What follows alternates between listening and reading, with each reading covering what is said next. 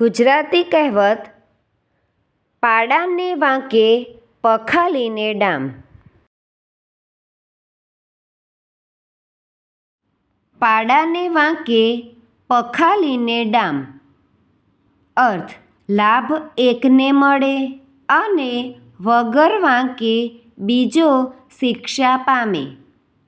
વાક્ય: રોહને શિક્ષકની મજાક કરી અને શિક્ષકે આખા ક્લાસને સજા કરી. આ તો પાડાને વાંકે પખાલીને ડામ. Thank you friends. Please like, share and subscribe.